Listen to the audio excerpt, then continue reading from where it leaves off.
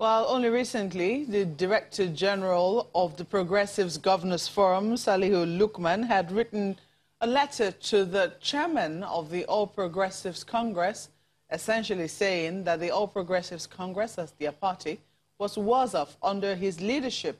He had also been here on Sunrise Daily to talk about that, and also something that he had written in a book, which he recently published. But to weigh in on that matter and a lot more, we have with us this morning Muazu Magaji, who's the APC National Stakeholder and also a member of the 2019 Presidential Campaign Council.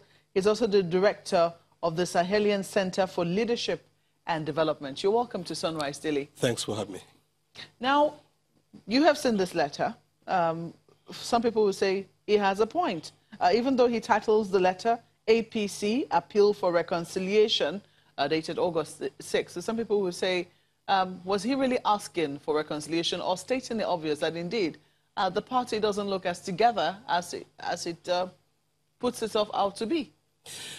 Okay, so first of all, the title is apt because it states the intent of the letter, which means he's asking for measures from the national chairman that will reconcile the party after an election. The content of the letter did a little more detailed analysis of some of the challenges the party is facing. And if it's not addressed, as he rightly pointed out, has the potential to derail the party as a political party as a whole, and also jeopardize the chances of any party members to aspire later in time on the platform of that party. So for me, it is a good thing, but you also need to understand where he's coming from. He is the DG of the Governors Forum, and therefore a major constituency of the political party, the APC, is actually speaking through his mouth. I believe sincerely that that letter is actually endorsed by his forum because if you look at the national crisis going on in the party during the primaries, after the primaries, and also after the general election, you will see that in various states, the governors have indeed had various clashes with the national chairman. And therefore, it is appropriate for the forum that they should highlight those issues. They should bring their grievances to the national chairman, even though, and I believe it must have been done behind the scene, and therefore for it to come in this public limelight at this stage, it must have been looked at without any reasonable progress or solution. So for me, Dr. Lukman is representing a forum, and therefore if he addressed the letter directly to the national chairman, he is raising fundamental questions that need to be addressed.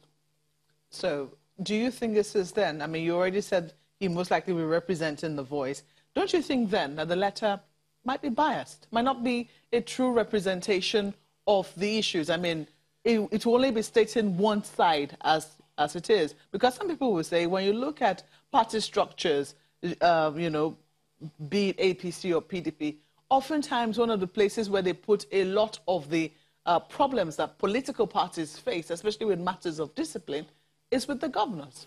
Yes, but you need to understand also the governors represent the grassroots arm of the party. So you are right. The party chairman may be acting in good faith, but party and politics are by interest. So you need to be able to reconcile the interests of the various stakeholders. For example, at the National Assembly election, the principal officers, there were a lot of crises that started brewing due to the approach of the national chairman himself, basically trying to dictate to an independent arm of government on how their leadership will emerge. And I think when the pushback came, he, I think, realized that it is better to kind of allow the system to work and manage it from the back, you know, at caucus level. And I think that he did successfully with the help of many party elders and leaders. And I think the APC managed to get the National Assembly leadership quite well, unlike in 2015.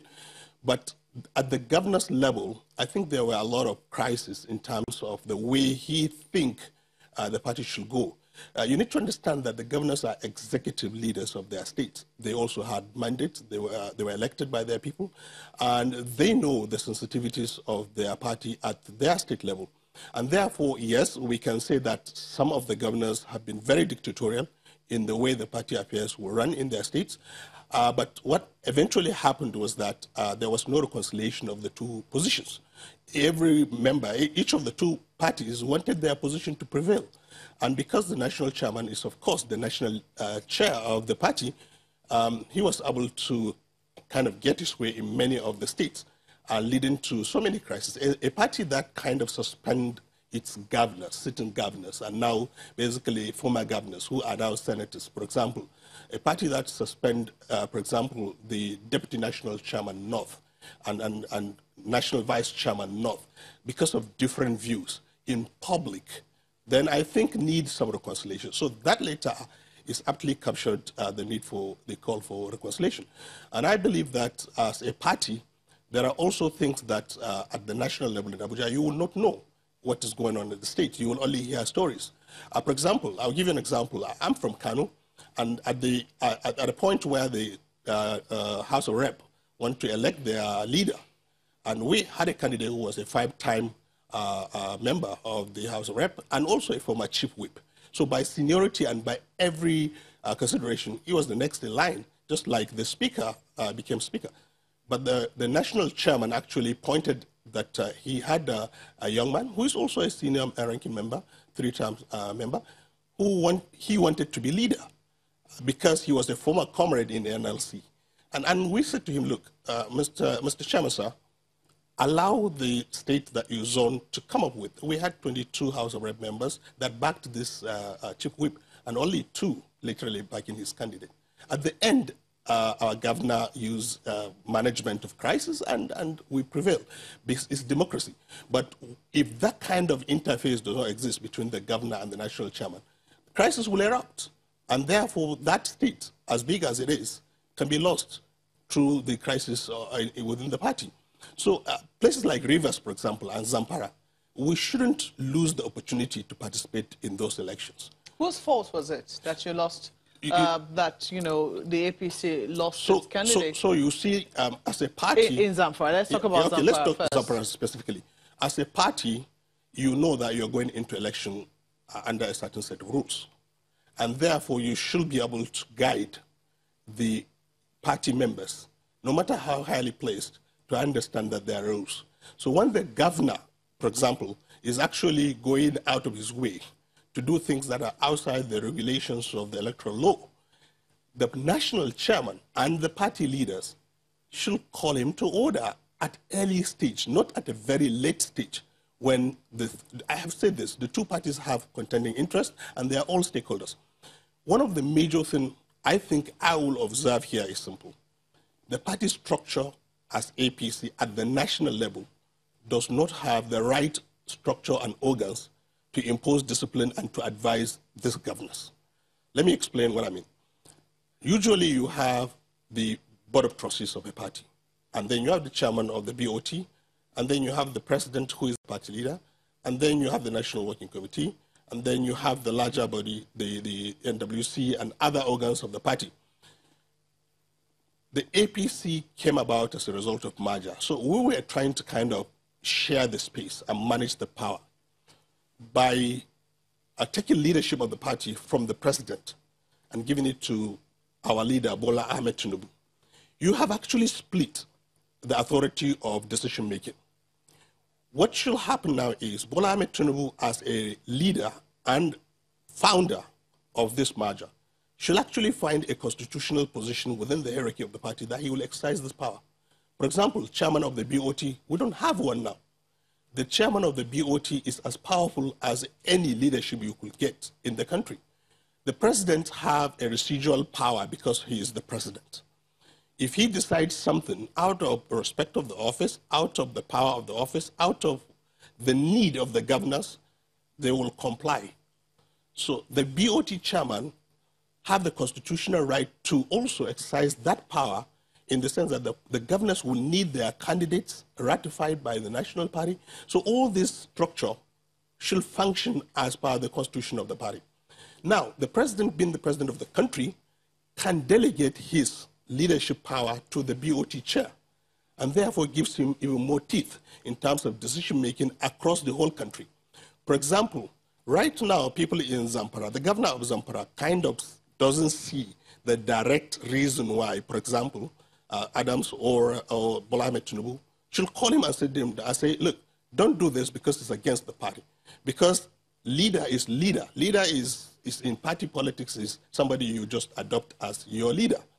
But as a BOT chair and as party chairman, there are constitutional responsibilities that they will exercise, and they will have nipped that crisis of Zamfara in the bud early. So for me, there is structural adjustment that needs to be done out of the learnings that came out from the before, during, and after the 2019 election. So you put that squarely at the foot of the party chairman. Is that what you're saying? Well, basically, like I said, political arguments do not end at who is to blame, who is at fault. It usually never ends that way.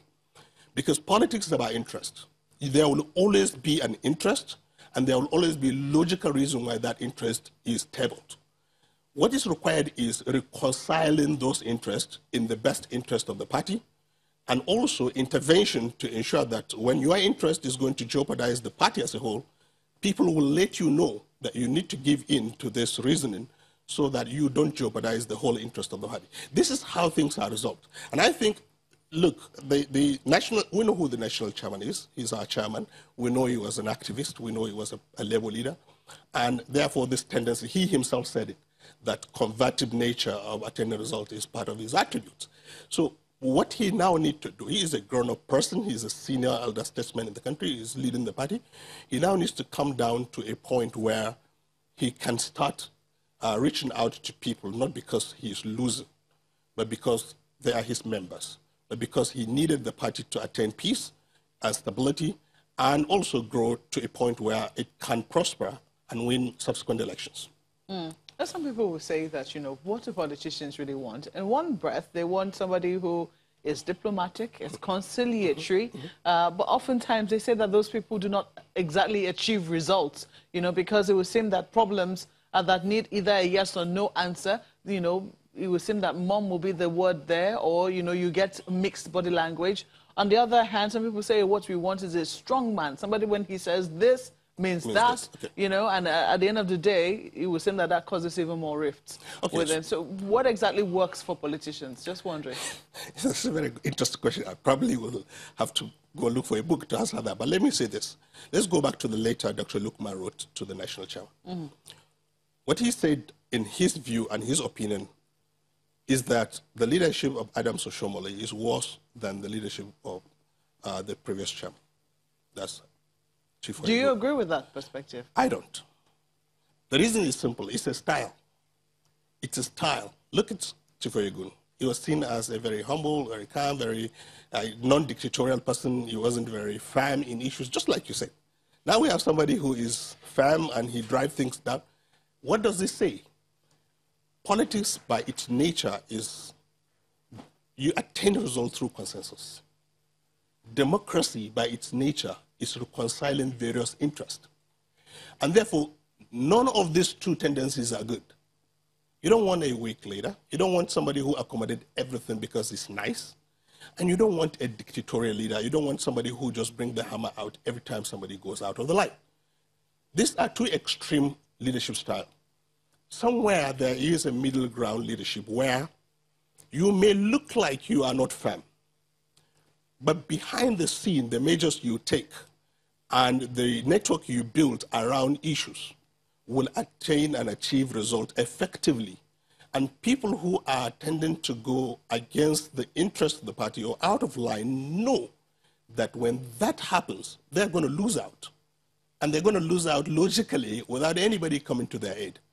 Now, let's take an example of what happened in Ogun and in Imo State. In Imo State, yes. Because the one line of action seemed to have, achieved two different sets of results. Correct. So that in Ogun State, your party won the elections there. In Imo State, you lost flatly. Yes. So tell us, what you think worked where and why it worked. For Ogun State, the governor wanted something different. The party wanted something different. It's basically the same issue. So the sitting governors there, the incumbents wanted this is a the different dynamics. person So from... he wanted something different. Yeah. the machineries of the party and the stakeholders. Remember, Ogun is in the southwest. So there are other stakeholders, there are other networks that came to the aid of the party. And therefore, success was achieved. In Imo State is different. Imo is literally a standalone APC state in the southeast. And therefore, the division between Rochas and his candidates and Hope as APC candidate, as our candidate, tore the party apart, which gave advantage to the opposition party. So today, Emeka became governor because we split our votes. Now, if the network of the regional interventions were to be available in Imo State, the APC candidate will have gotten more support and aid as a party, and he could have won that election. If you look at the margin, it wasn't really very wide. So there are dynamics in the states, even if the governors takes position. Now, the problem is, how do you then exonerate the governors in that kind of situation? Remember, I have never said the governors were not guilty, and I am not exonerating them. I am saying when they take a position of interest early, the party needs to intervene and map out those crisis points much earlier. The problem with party interest is as it becomes more and more important and much later, you cannot dislodge individuals from those interests, because if you do, two things happen. You portray them as losers, and they will have no any other interest that will work with them to support. It's very, very difficult to change something much later when people have dug in. So for me, the governors also need to understand democracy. Democracy have elements. And that is where the governors of, say, Imo State, for example, the element of democracy is open, transparent choices by party members. It's the right of party members to choose leaders from amongst them. When you come up with candidates that have interest behind them, such as the one in Imo State, for example, who happen to be an in-law to the governor, people will see you trying to institutionalize your personal interest over and above the party interest. And therefore, rebellion can lead to what has just happened in Imo State. We had the same case in Kano. The problem with candidate choices is, like I said, when you are going into an election, there are a set of rules. And this set of rules are meant to be abided by all the way to the end. It does not matter. If you are a good leader, you will have nurtured so many young candidates, so many people that are capable. So the choice is between many good options. You cannot say amongst all the disciples, all the people that worked with you, nobody is good enough to take over from you except your relatives or your in-law or your son. If you do that, you will face challenges. All the states that, whether it's APC or PDP, for example, in Imo States, they lost the election. In Kano, they lost the election. In Jigawa State, there was somebody like that, a son of a major, lost the election. Just asking you then, do you fault the national chairman in that regard? The stance he took in both Imo and What I want the national chairman to do is to use these two states, and even Zamfara, and also other states right now going on, like Kogi states, as a learning to make an adjustment. I don't fault him in his approach because he has delivered the national election. He has also delivered the National Assembly internal elections, but the states are in chaos, and we're losing unity, and therefore reconciliation is needed, adjustment needed. His leadership style, I have said this before, at this point in time, he is an elder statesman. I have to hold you on. Thank you. You will come back, and we'll come back and finish off this conversation in a moment. Please stay with us.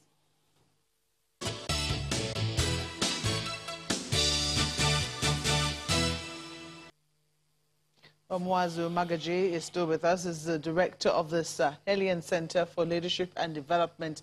He's also a member of the All Progressives Congress, and we're talking about internal wranglings within the APC. So how do you see your party faring with all that is happening in the off-season elections that are coming up? Kogi is one, Bayelsa is another. Okay, let me start with Bayelsa. Bayelsa I have quite a bit of knowledge on. I have been chairman of the Congress Committee of Bayelsa State.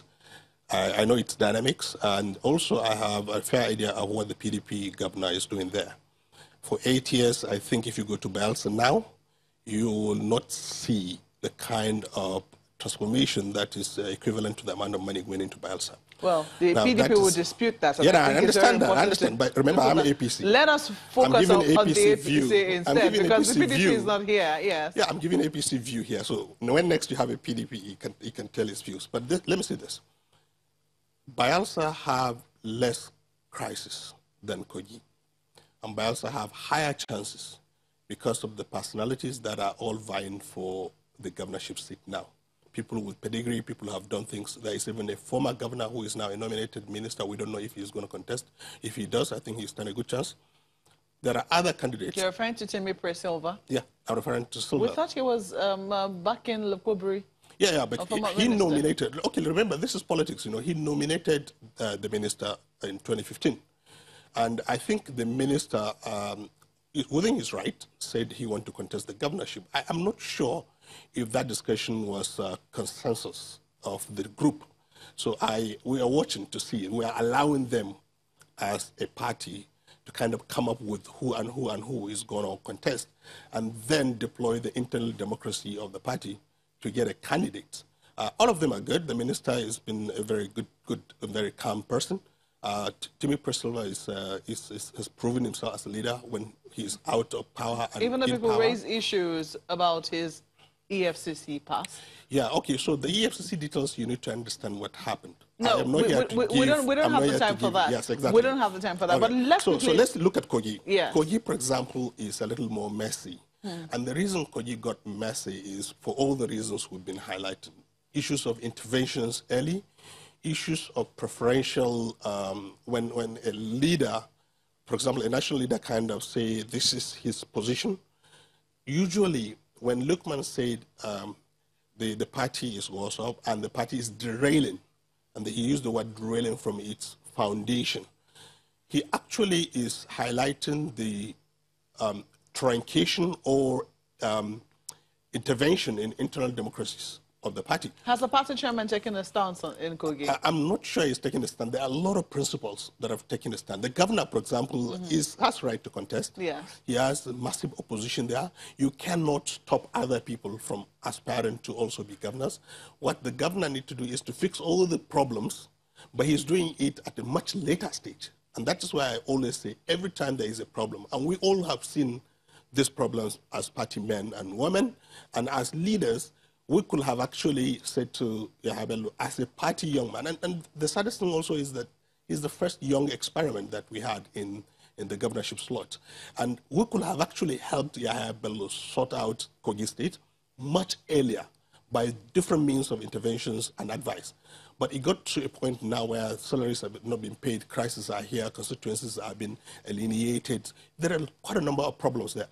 I hope and I pray Kogi will stabilize and we will have a peaceful election and the most popular candidate will win. And that is how the party should be operating. At the end of the day, it is fairness and equity that lead to peace after election.